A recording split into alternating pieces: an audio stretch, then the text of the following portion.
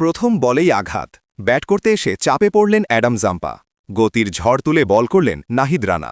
Stump বরাবর দারুণ delivery. Miss করলেন জাম্পা। উড়ে গেল বেল। নিজের নামের পাশে যোগ হল ৩ নম্বর উইকেট। করাচির দ্বিতীয় ইনিংসে আরও একবার জ্বলে উঠলেন শারিফুল ইসলাম।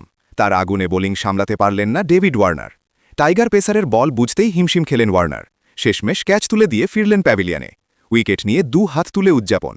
মনে হচ্ছিল খারাপ সময় পেছনে ফেলে ভালো সময়কে ডাকছেন শরীফুল।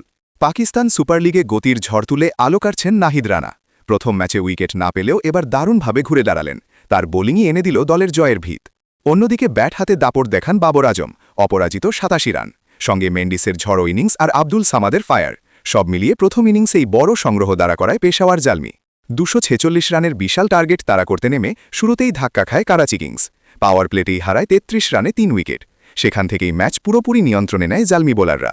শেষ পর্যন্ত ১৫৯ রানের বড় জয় তুলে নেয় পেশাওয়ার জালমি। করাচি আর লড়াইয়ে ফিরতেই পারেনি। রানার গতির তোপে একেবারে ছিন্ন ভিন্ন হয়ে যায় তাদের batting line up. Nahid Rana এই ম্যাচে দেখিয়েছেন শুধু গতি নয়, নিয়ন্ত্রণও কতটা গুরুত্বপূর্ণ।